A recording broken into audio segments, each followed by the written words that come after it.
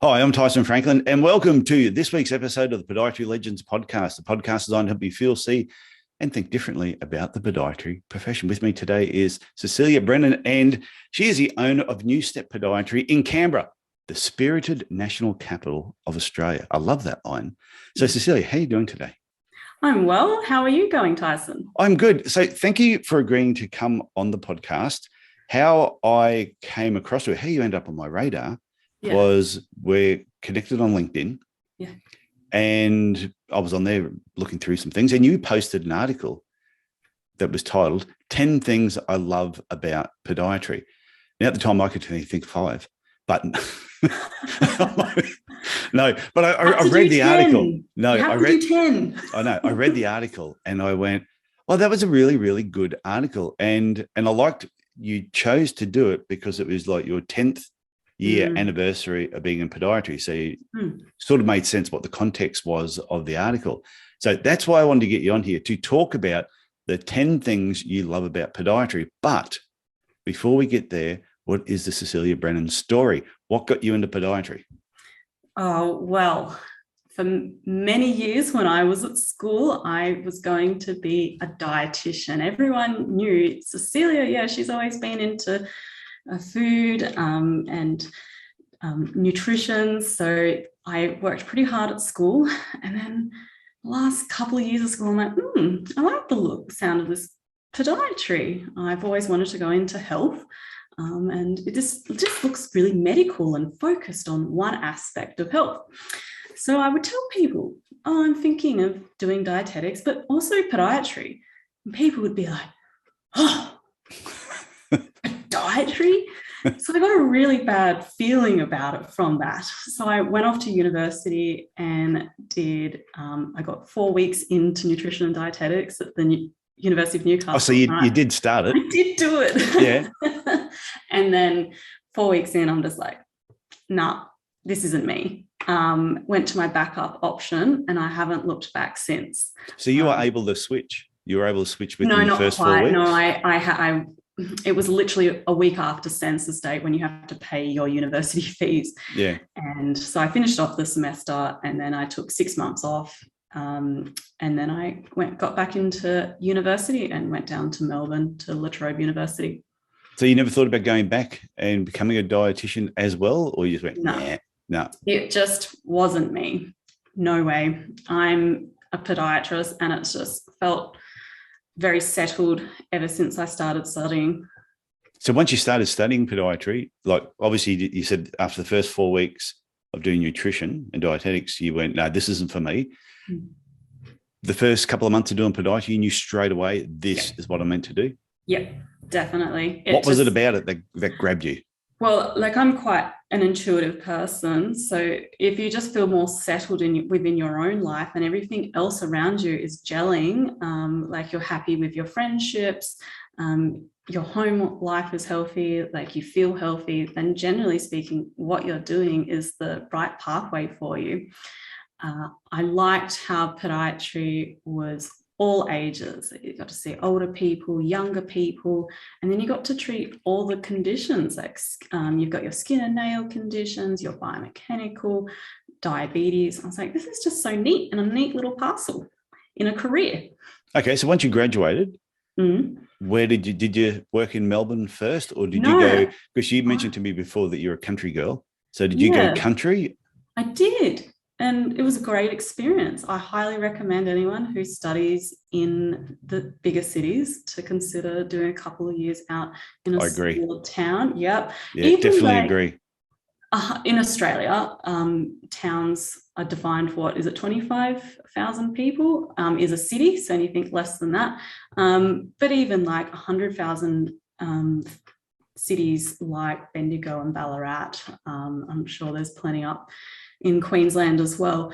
And what I found interesting about working in the country is, yes, the people, but the conditions that you're seeing, because you have to take on an even larger scope of practice. I have so much admiration for people who are podiatrists in small towns because their knowledge, their skills is very broad. Yeah. Because there might not even be a decent physiotherapist in town. There might not be specialists visiting. So you've got to try and cater for those people and their needs. Yeah, my brother's a dentist, and he, when he graduated, went and worked in Whyalla in South Australia. Yeah. And he loved it. He really, really enjoyed it down there. But one thing led to another. Then he went to PNG and ended up back on the Gold Coast in Brisbane. But when he's come up and visited me in Cairns, he said what he loves about, say, the Cairns area, or being in a regional area, he said the fun you actually have in those towns as well. And if you're good at what you do, it doesn't take long for your reputation to get around that you're good at what you do. Yeah, definitely, because word of mouth is very powerful in the country. And if you join like social clubs in the area, like sporting teams, the word gets out a bit faster. So I was playing hockey, which was an interesting experience, going out to small communities. And I remember playing hockey on a field that was mostly clover, so it's very slippery. And there on the other side of the fence, literally the other side of the fence, was a tractor cropping. Yeah. I moved to. What was the town? What was the town you first went to? So I went to Horsham, and then that town I was talking about is Yannick. I don't even really know if you could call it a town. No, what was the population there? So Horsham, I can't quite remember, it was around 20K. It's hard when they measure population sizes, because are you talking about, say, Horsham or just the city or the surrounding areas? Yeah. So I've always found. Because a lot of the bigger areas, like you'll have a smaller town, but there's these really, really tiny places that might have 500 or 600 people. There's a lot of them that feed into that main town. Yeah. And the other thing I've noticed about people in the country or regional areas, to drive 1 or 2 hours, it does not bother them in the slightest. Yeah. Whereas a capital city, if you say to them, you're on one side of the city, people won't travel that far. Yeah, Canberra's a bit like that. It's north side, south side. So even though something might be 15 minutes drive, but at south side, it's like, oh, and you live north side, you're like, oh, I have to go down south side today. Oh. So you worked in the country, you graduated, you worked in the country. And then how did you end up in Canberra of all places? Yeah, it's an interesting one. Is that like growing up in the Riverina, so about 2.5, 3 hours away from Canberra, I used to think, oh, I'd never live in Canberra. It's so boring. And it was really boring when I was a teenager, and it's really picked up. It's really developed culture. I wanted to move closer to family, but not too close to family. Yeah, I understand that. But they're in Wagga, so 2.5 hours away, and then Sydney's 3 hours away, so I've got family there as well. It's just a happy medium. So what do I say? Canberra to those places is close enough for day visits for people as well. So, and people generally don't stay too long because they'll make a weekend out of it. Whereas if you live in Cairns and you've got family from Brisbane, they're like, oh, I'll come stay with you for a week. Minimum a week. No one comes all the way up here if you're not going to stay a week. Plus, we have the reef and the rainforest, and there's so much to do up here. So it's a fun place to live. So when you went to Canberra, though, you didn't just get there and go, you didn't work for somebody else, did you? You decided you work for somebody else first? Yeah. So Canberra's split into different little mini cities put together. So I was working and living in the mini city of Gungahlin, whereas now I'm in the next door little mini city, which is Belconnen. Okay, so you worked for somebody else. How long did you do that for? For a couple of years, 3-4 years. Okay. And then you decided to, because when I said to you, can you send me some information, just a bit of background on you? And then when you decided to set up your own practice, you didn't just go, I'm going to set up my own practice. You actually bought the building. I bought the unit within a building. So there's 9 units here. And but still, that's a commitment. It's not like, I'm just going to test this out. You committed that you were going to make this work, which I think is great. It was a leap. I didn't start off at a GP clinic and then get big enough and then find a space that I rented and then bought. I'm just like, no, let's just do one big leap. And but it just sort of felt quite natural because you're putting a bet on yourself. Just back to myself because I was like, who else can you? Like, if you buy a property, you've got tenants in there that you don't know. I mean, aren't you your own best tenant? Yeah. So, and it's worked out well. So what's the best thing is that I did a fit out for growth. So I don't need to worry about a premise forever. It's ready to go from the beginning. But how many square meters is it? So it's a 3 to 4 clinic, a 3 to 4 room clinic. So we can take on, I would say 3 practitioners max at a time to make for the space to be pleasant to work in. You don't want to be in a pokey space. And I think plus investing that amount of money like in your own place, setting up the way that you wanted it, so it's now yours, that also forced you to get off your bum and build it. Yeah, there's a lot of pressure on you. There is that financial pressure, but sometimes that's what gets people, as you said, get off your bum. Well, that's what I found whenever we were going to do anything, I would always do a calculated. It was always a calculated gamble. That I'm going to do this, I'm going to budget this amount of money for doing it, and this is what I need to do to make it work. Yeah. And I had that all planned out before I actually did it. So when you went to do it, you sort of, everything just usually fell in place because you put the time and effort into planning and putting a plan in place that you were going to follow. And even though the plan was set in sand, that you could move it around a little bit. Yeah. Yes. I went in a little bit more freeform than that. I needed to go freeform because I was still early in my career, and I didn't know for sure what type of podiatrist, what type of podiatry I wanted to go into. So when I did the setup, I made it so it could go in any directions. And as it turns out, I just really love general podiatry. I love the variety that a day can bring, whether it's the general care, whether it's the musculoskeletal.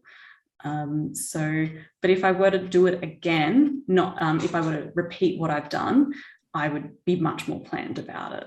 Yeah. And there's sometimes, because people have heard me say, oh, you should niche your practice, or you should find your ideal patient. And I think sometimes when people hear me say that, they get confused and they think, when I'm saying niche your practice or think about your ideal patient, who is it you'd really love to see more often than not? It doesn't mean that you can't still have a general practice doing everything.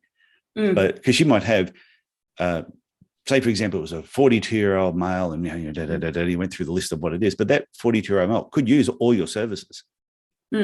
Yeah. So it doesn't mean when you know your ideal patient that you're not going to cater for everyone. You can still do general podiatry. You don't have to niche the clinic to one specific service. Yeah. Correct. You can stay absolutely general. agree with that. The approach that we're currently taking is doing ideal clients for each individual podiatrist. So if I were to hire a podiatrist and I really want to do more peds, great. Let's write that up and target our marketing for that. Yeah. So I am all for ideal clients, but in terms of clinics, if you're a general clinic, don't necessarily have to do it, as you said. You can do it for each practitioner. Yeah, and I also think if someone wants to have just a musculoskeletal clinic, there's nothing wrong with that either. If you want to be just a nail surgery clinic, I think there would be enough work in certain sized towns that you could just do that if that's what you want to do. Yes. Do you feel like there's a lot of pressure in podiatry to go specific? Like there's a lot of pressure on younger podiatrists to be more focused on care, and not enough people are appreciating general podiatry? I think there's a lot of podiatrists that do general podiatry who don't want to do it because they think they have to do it. And when I do my marketing, a lot of my talks that I do, I usually start them all with this 5-step progress that everyone starts as a student and you work your way up to, say, having a thriving podiatry business or career, whatever that looks like to somebody. It's not based on dollar terms. It's what you class as thriving.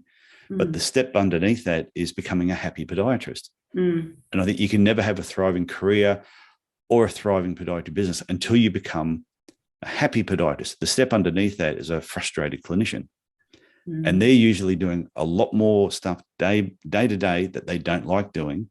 But the happy podiatrist finds what they like doing. So if doing all aspects of podiatry makes you happy, then that's what you should do. Yeah. And that's definitely, I've been a frustrated podiatrist before. And I hear that frustration is usually around the 3 to 7 year since graduation mark. Yeah. They've gotten past the new grad phase and then they're sort of stuck in a bit of a rut and they're doing things that they don't really enjoy. So it is about trying your best to reframe your career, and you have to find what you love doing and you have to find your why. Like, why are you doing something that you're not, what is your why, and how can you get to achieving that every day? Yeah, I agree. Because I think if you're going to work and you're doing more of what you enjoy, and I think it doesn't matter how good your business is, there's always going to be ups and downs. Things are going to happen. Staff are going to leave. People get sick. Patients die. Someone, chews you a new bum hole every now and then for no apparent reason, but you don't know what's happened in their life up until that point. So yeah, there's always ups and downs. That's just expected. But I think if you set the clinic up around what you enjoy doing more, whether it's general or musculoskeletal or just nail surgery, then you're going to be a happy podiatrist. Yeah. And even if you don't have a thriving business or thriving podiatry career, imagine just being a happy podiatrist. Yep. My God.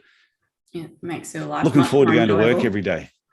And that's why New Step Podiatry's vision is to bring more joy to every step. There's something about being happy every day. Is that part of your slogan, bringing more joy to every step? It's the vision, yes. Yes. Correct. Do you have that up on your wall? No, we don't. You should. Do you know, so how I was just saying how I got into business and I needed to find my way to start with. I only have had this vision for a year. So yes, it is about start putting that everywhere. You should get it. But this won't come out for a few weeks. You should go to IP Australia. IP, yep. .gov, I think it is. And check up trademarks, do a search, and then apply for that phrase that you said, putting joy in every step. Yeah, trademark it. And own it. Yeah, own it before somebody else grabs it. But it's been good doing a whole year of following that vision and coming back to it and going, yes, this. And so now having it for a year, I'm like, yep, this is it. This is what is important to everyone, not just me, but the rest of the staff at New Step Podiatry and also our community. They just want to be happy and they just want to be healthy. And the good part about that too, when you know the vision of your clinic, you can quite easily step back from it and go, okay, are we headed in the direction of the vision? And if you go, oh no, we're off track a little bit, then you know, okay, this is what we need to do to get back on track. But then also your team that are with you, when I do the 12-week reboot, in week 1 of the 12-week reboot, I talk about like a cultural telescope and getting your team to be on the same vision with you, because people want to be part of a journey. And you saying to yourself, I want a new beach house, does not motivate them. Even if you do want a new beach house or you want a BMW or something like that, that will never motivate your team. No. But getting them to see the vision of where your business is going to go and how it's going to benefit the patients and benefit the community, then people jump on board with that. Absolutely. And when you hire, after that, that's what you're hiring for. You're hiring people that are aligned with your vision, mission, and values. So then you don't have to convince people at all. Not everyone has the same visions. So once you've got your vision, it feels good, it's set in stone, start hiring along those lines. Yeah. And then just keep, like I say, keep looking at the vision, making sure you're on track, make sure. And it's also too, when you're talking to your team, if they're going off track, you can say, with what you're doing right now, how does that fit in with the vision of this clinic? Mm. And if they go, oh, yeah, you're right. So it's really easy for them to get back on track without you having to sort of reprimand them in any way. Correct. Yeah. You seem like a pretty calm person to work for too. So you seem pretty chilled. Yeah, reasonably so. Oh, geez. Yeah, I don't think I wasn't super chilled all the time. Yeah. Like probably when you were running a business, there weren't as many supports out there as there is now. Like you talk about your course, like I have business mentorship as well. Yeah, which is great. Absolutely. So you probably had to battle it out a lot more than people do now. In the old days. But only book. The book, there was nothing. There was nothing around. There was nothing. Yeah. What I found, what I was really lucky, I came across, Zig Ziglar, and there was a group of like motivational speakers in that era that I came across really early in my career. And even though they weren't talking about business as such or podiatry, but they were just talking about attitude and mindset. And then a lot of the business stuff came afterwards. And I sort of think I'm so glad I came across it at an early part of my career, because it even when things weren't going well, it kept me positive and motivated that if I just keep doing the right thing, then it will work out. Yeah, exactly. And like not much phases me now, like not much scares me. If you think about it, I run a small business for 4 years. 2 of those years were in a pandemic. Like how much worse could things be in a business life? So everything nowadays, and I love that. I've had to, and every small business owner has had to really battle it out lately. It makes you so strong. I think very resilient. I can do anything. I feel like I can achieve anything now. Everything's possible. Oh, definitely. And I know during the whole COVID thing over the last 2 years or whatever, that the amount of podiatrists I know who had a really, really positive attitude they've just cruised through this and they've grown. Yeah. And I've seen other people at the same time, the wheels have fallen off. They're blaming the COVID. They're blaming COVID. They're blaming everything on why their business hasn't reached the levels that it should have over the 2 years. And when you talk to these people, you go, wow, it's really interesting. Positive mindset, done well. Not so positive mindset has struggled slightly. Yeah, it's about seeing opportunities. So let's get on to the 10 things that you love about podiatry. Now, I have your article in front of me. I've got it too. You've got it too? Yeah, I wrote it, 2 months ago. Well, months ago now.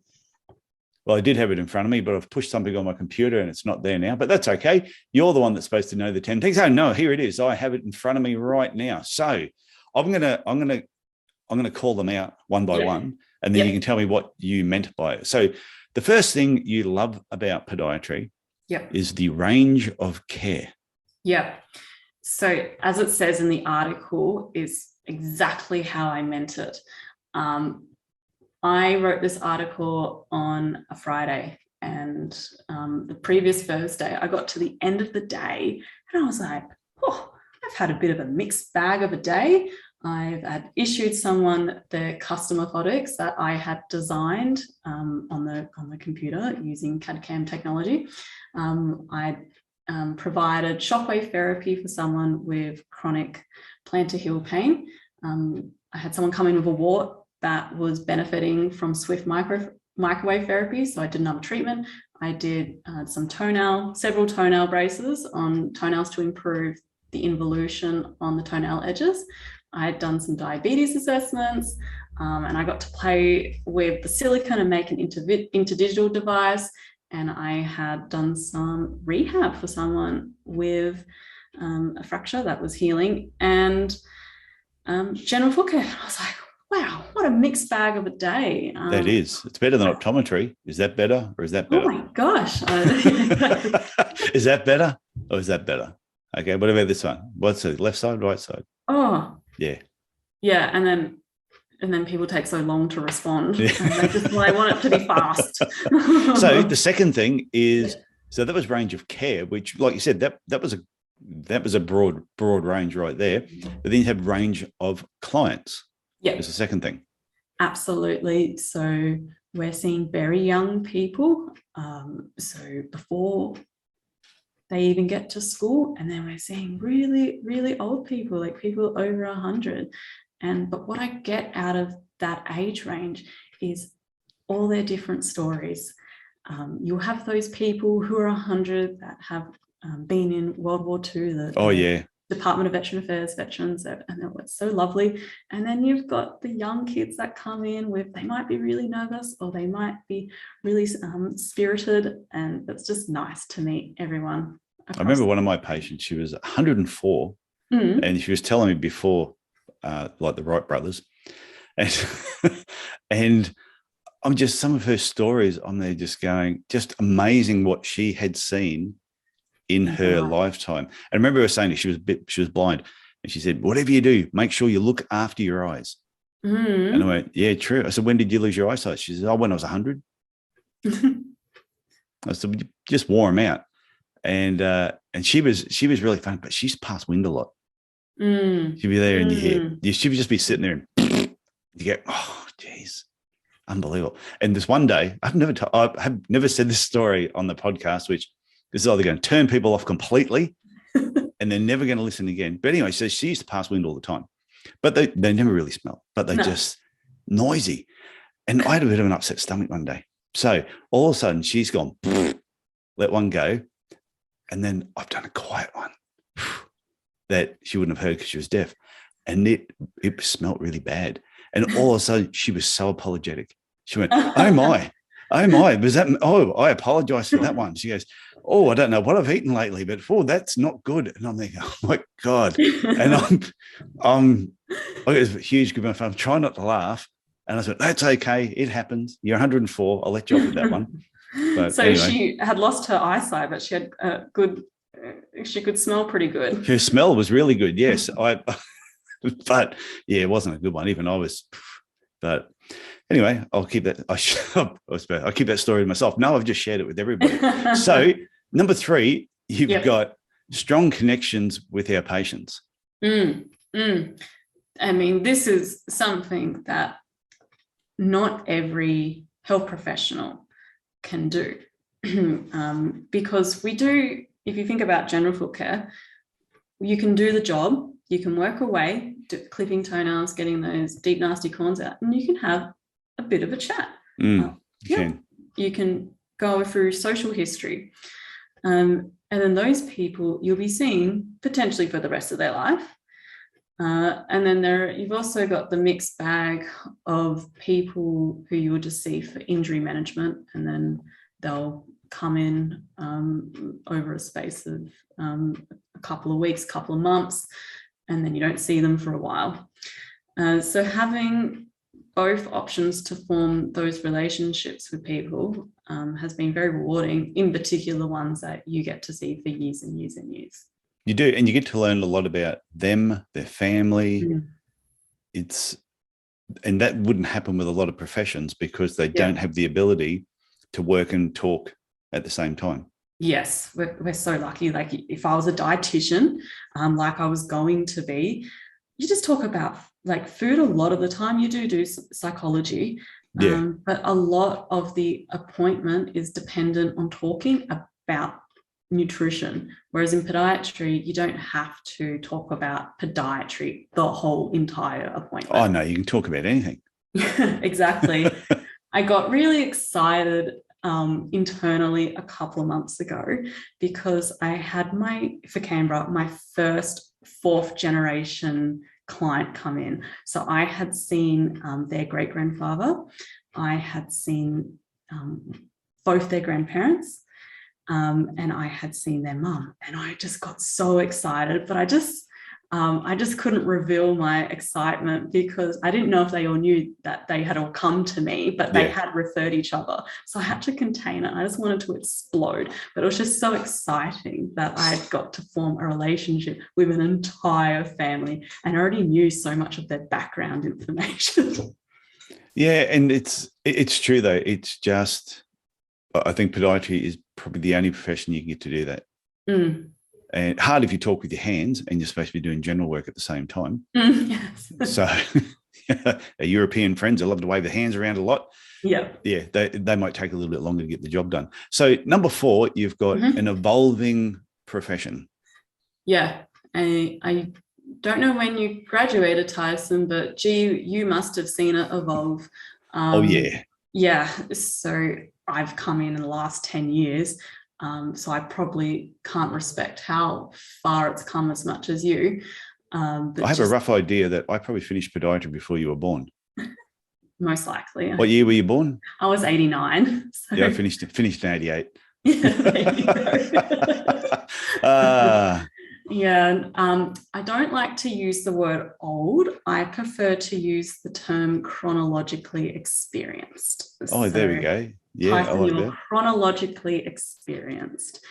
But how exciting it must be for you to reflect on that and see how far the profession, so you and your peers, have come over the last several decades. It's exciting. And also disappointing at the same time. Oh. And what I mean by that is, as new things developed, that there's been a group of podiatrists over the years that have really grabbed onto that and they've moved with the profession. But I know there's people that I graduated with, or podiatrists that I know, who are probably not doing anything different in their clinic from what they did 30 years ago. They had the same clinic with the beige walls, old magazines, worn out carpet, dodgy furniture, and they haven't evolved. And they usually seem to be the podiatrists that are also sometimes a little bit bitter and twisted because they've just been sitting in this little cave, not happy with what they're doing, thinking, is this all podiatry is? And they don't respect what they do. Whereas I think the last 10 years, especially, the profession, there's a lot of changes, but the new podiatrists coming through are grabbing onto it and are like yourself, and are really pushing the profession forward. But that speaks for the generation as a whole. So, and the younger generations are fantastic with change, and they're very adaptive. That's what you've got to be in the 21st century. And you got to do what you love. You got to have passion for what you love. What is life if you're miserable in a 9-to-5 job? Like, what's the point?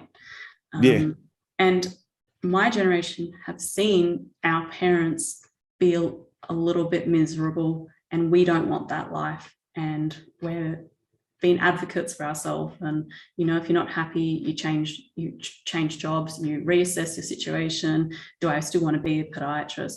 Because, as I said in the blog, podiatry is not a career you can do if you don't love it. Like, if you're miserable, you probably should get out or change.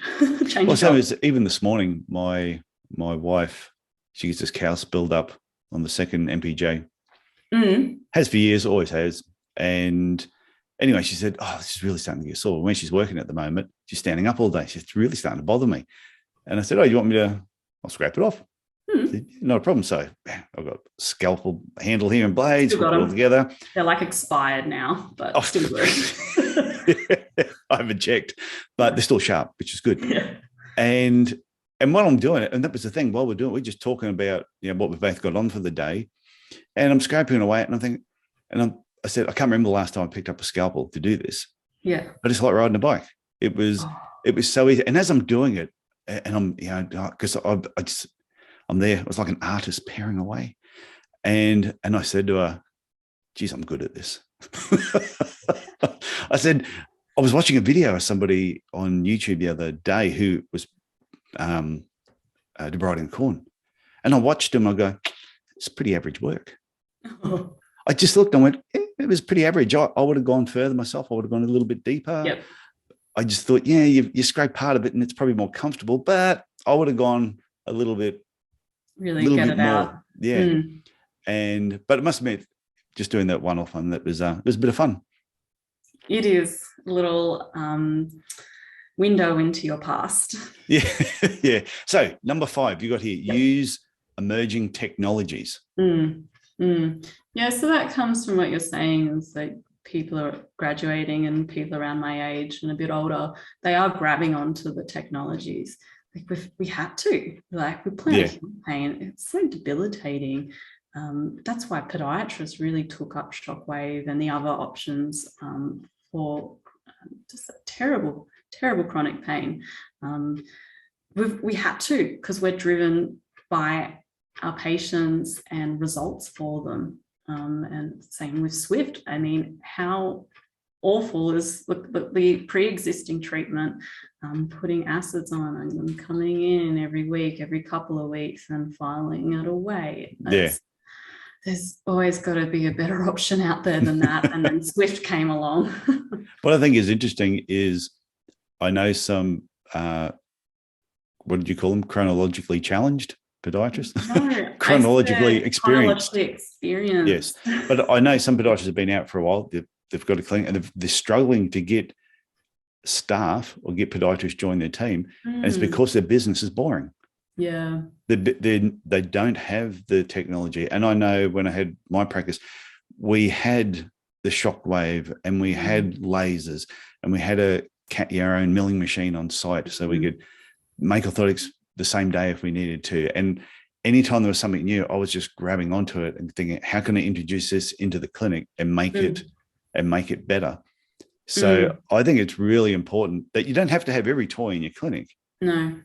But you've got to be, your business has got to be evolving and at least keeping up. Most definitely. It just also makes the day more interesting.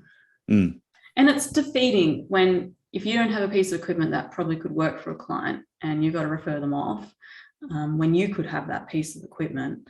It's sad that you got to let them go, that you didn't get to the end of their journey of getting better, get back running with them because you've got to refer them off.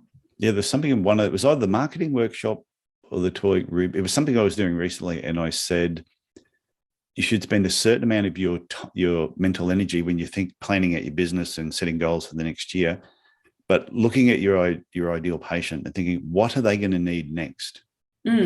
So you might be treating them now for a particular problem, but that person that's sitting in front of you, what are they going to need in the next 12 months, 3 years, 5 years? And try and look at what they possibly need and then eventually bring that into your business. Because if you don't, that person is going to go somewhere else. And once they go somewhere else, if that new place they go to can also provide the service you were providing, well, why would they come back? Correct. Yeah. Okay, number 6, instant results. Oh, the best feeling ever. You know, someone's like, I'm totally crippled, like there's something on my foot. And then you just know instantly it's a corn. Yeah. And then you get them up in the chair. So their last step is painful. And they get up in the chair and you dig it out and you tell them, oh, this part might hurt. And they're like, that's okay, as long as we can get it out. And then you dig it out with your scalpel. And then their first step, when they stand off that patient chair, it's like, oh, that sight that you see on their face, like, and they're just like, it's like you can feel the weight that comes off them, that they don't have to spend every single step of their daily life walking around on literally what's like a piece of glass digging into them. And then you get a lot of compliments for that, don't you? Oh, definitely. But it's no different if someone comes in with heel pain and you strap the heel up. Taping. And you can see the look on their face, and while you're strapping them up, I would normally say to them, I can tell by the look on your face, you're going, this is not going to work. And they stand up, they go, oh my God, that feels so much better. Yeah. So it's true. We do a lot of things. Yeah, someone has an ingrown toenail that is, they're just saying is so painful. And then you quickly, within a couple of minutes, go boom, boom, and it's fine. They go, oh my God, that doesn't hurt anymore. Yeah. So that is really good. Number 7. So rewarding. Yes. Number 7, you got hands-on care. Yeah. everyone likes to do different things in their career. Some people really like to talk. Some people like to do a lot of reading. I'm definitely someone who loves to work with my hands. So there's so much we do in our daily podiatry life with our hands. So you've got your general foot care, so you're using your scalpels and your clippers, you're doing massage, tool-assisted massage, you're fiddling around making little pads and toe devices. And so it's just nice to be able to create things and get things better with your hands. As you can tell, I like to talk. Yeah, you're the talker person. I was thinking that. But I must admit, I did enjoy making up pads out of semi-compressed felt and silicone devices. And I really enjoy doing that. Yeah. And I'd say the patients, I'd say the patients, I make this look easy. Yeah. Because so they'd say, oh, can I get some of that material and do it myself at home? I go, yeah, and here's some sharp scissors and a piece, you do it. And they go, oh my God, so much harder than look, especially to get it right. Podiatry 101, it looks like it's really simple, but there's so much skill in our hands, which is the next point. Number 8 is our jobs are totally underrated. So much. It's really disappointing. Underrated even within healthcare as a whole. I mean, if you think of that deep corn and that person might not have much subcutaneous fat under that corn, like how easily could that ulcerate if they let it brew away there? And I'm sure we've seen some ulcers come out of a lack of podiatry care during pandemic shutdowns. And so we are, as a profession, just saving the government millions of dollars every year. I thought you were about to swear then. No. Your facial expression, we save millions. Yeah, it was like you were going to say something else. You're going to add an adjective onto that. Yeah, no. Maybe if I am up having a frustrating day. Well, I was a guest on a podcast recently, it hasn't come out yet, on the Wound podcast. Yeah. And me, anyone's ever listened to this podcast, they know I don't like wounds or ulcers or anything. So to have me on that podcast was actually quite funny. And the actual, I was on their show and they were on mine. So both episodes should come out pretty close. And one of the things they said to me was, well, when you had a patient that came in that had a corn and they were high risk and also an ulcer, well, what would you do if you don't like treating ulcers? And I go, well, I said, that was why I was good at what I did, because they didn't get ulcers. I said, because if they did, I wouldn't be able to treat them because I just couldn't do it. I said, so my goal was always that they're never going to get one. Yeah. And I would do everything in my power. I'd get them back more often to make sure that that didn't actually happen. And the patients actually appreciated that. They didn't realize that I just didn't like ulcers. But I busted my bum to really make sure there was no pressure in certain areas. Preventative medicine is the best medicine. And it is. It's that side of things sometimes. I don't think it's just underrated by other professions that look at us, but I think some podiatrists in the clinic don't realize what the skill that we have. And a friend of mine, Peter Wishney, says it better than anybody else. We give people their lives back that they wouldn't otherwise have. We add years to their life. And I don't think some podiatrists understand what a skill they have in their hands with scalpel debridement. If you had an ingrown fingernail, like I would still want a podiatrist to treat that. And I've been doing that for my partner. He has one right now. It's like, I tell him as I'm doing it, I am the best professional to do this. Podiatrists, even though we don't deal with hands, we're definitely the best people for this. So, number 9, choice of working in private or public sector and beyond. The Buzz Lightyear. Yeah. Love a bit of children's movies.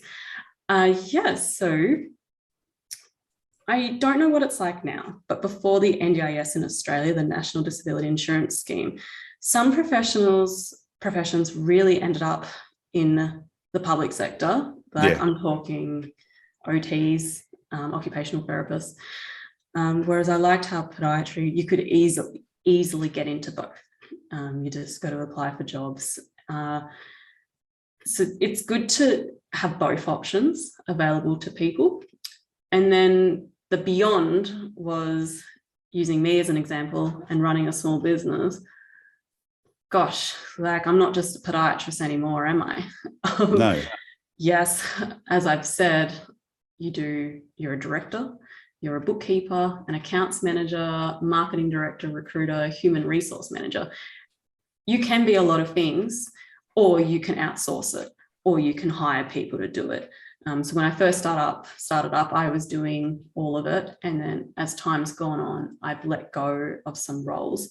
I've still kept certain roles because I've loved it. I really like bookkeeping, to the point where I've even been told maybe you should do this in your second life.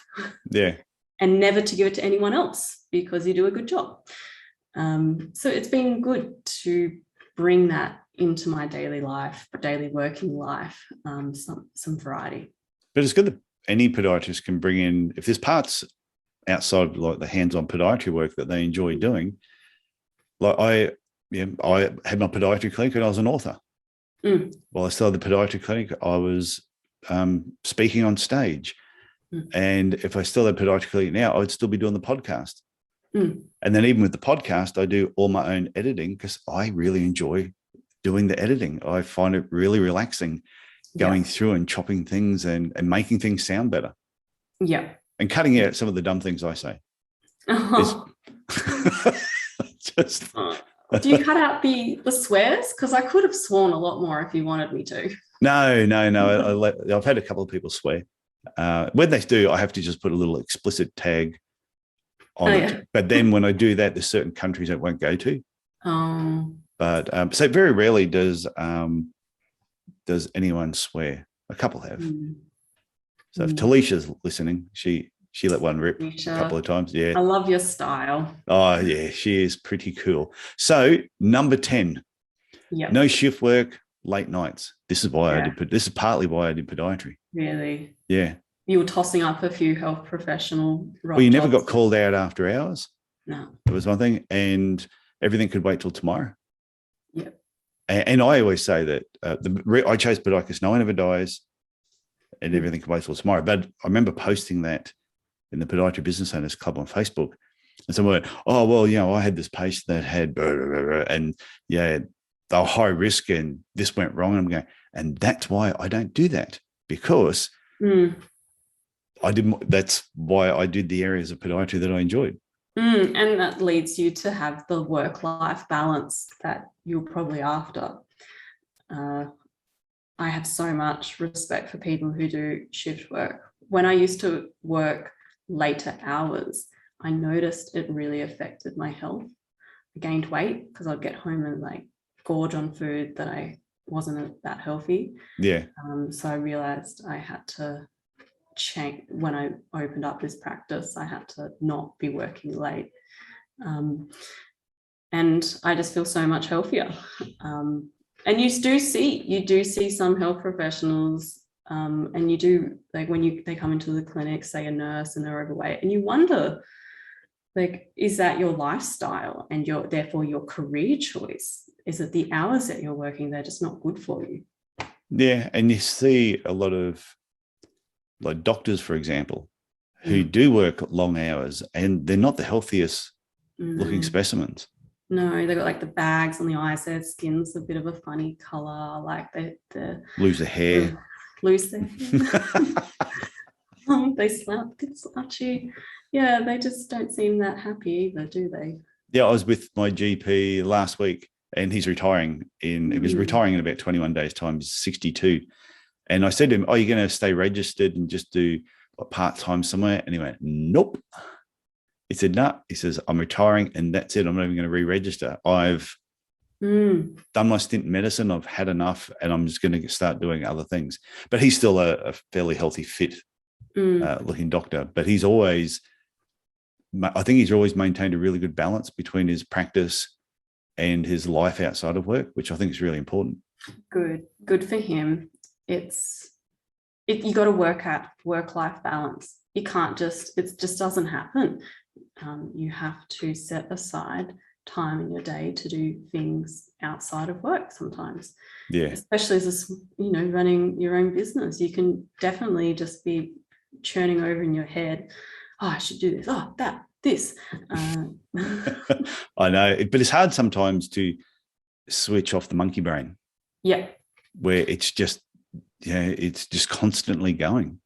I found I had to stop looking at people walk in shopping centres when I was a student and a new grad, because I realised that I wasn't switching my brain off, and it was potentially going to lead to some burnout. So I don't look at people walking around anymore. And that saved my brain a lot of energy, looking at them walking and going, oh, they've got Gina valgum.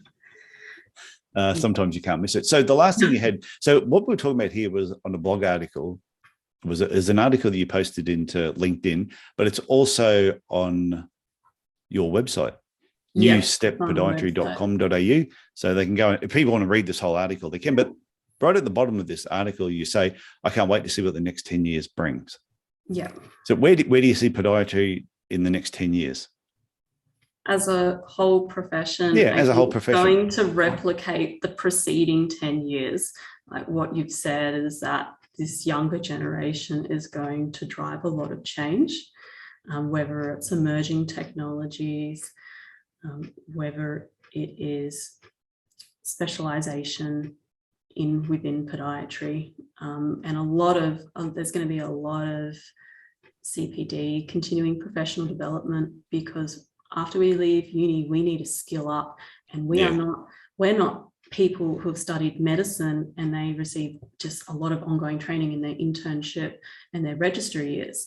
We have to do it, unfortunately, as we are now, with continuing professional development.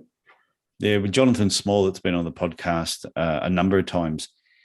And there was something that, it was either him that said it or someone around the same time that his episode came out. And they were talking about when you come out as a student, you've got the knowledge and you actually do have the skill set to pretty much treat anything. But what you don't have, and it's not the experience of treating patients, the experience of communicating with patients and being able to listen to then know what you need to apply. Yeah, it's so true. That's my one recommendation to any new grads. Work on your communication skills. Yeah. You need to learn how to listen, when to be directive with your language, when to be collaborative with your language. You need to avoid wishy-washy language. You need to be clear, and you need to know that you are the expert in that room. That person seeing you, they're not a podiatrist. Yeah. You're the expert. So try and communicate that. Well, I think that is a final way to a great tip, because I was going to ask you for a final tip. So you just gave a final tip, which is great. I hope some new grads do listen. There's a lot of new graduates that listen to this podcast. I've had so many emails over the last 2 years where they've said they thought about leaving podiatry. They were like 1 year in, 2 years in, and they were going, this doesn't look like it's the profession for me. But listening to this podcast and hearing everybody's stories, they've realized, my God, this is so much better than what the university is telling us. Yeah. So it's definitely, starting this podcast has been, for me, like a positive experience. And I get to meet all these really cool podiatrists too around the country, which is great. That's so nice that people tell you that. That's so lovely of them. They're obviously really good people to take the time out to email you that. And so we need those people to stay in podiatry. Yes. We need them to find their passion for it again. And I hope the blog and this podcast helps people to spend some reflection time, like I have, writing this blog and finding, what do you love about podiatry, and hone in on that. Yeah. And one final tip I'll let, if there's a new graduate listening to this now, is it's no secret there's money in podiatry too. But I always say, don't do podiatry for the money, just do podiatry and do it really, really well. And the money will just follow you. If you do a good job, the money will follow. It can't help but follow you. But if you want to cut corners and try and be stingy and all that, then you're going to struggle. So Cecilia, I want to thank you for coming on the Podiatry Legends podcast, sharing the 10 things you love about podiatry, and also part of your story. This has been a pleasure having you on the podcast. Great. Thanks, Tyson. Thank you for finding me on LinkedIn and following up. No, that's it. That's it. Stalk people on LinkedIn. That's another tip, is connect with as many people on LinkedIn as you can and other podiatrists. So, Cecilia, thank you very much. That's all right. You enjoy your sunny afternoon up there. I will.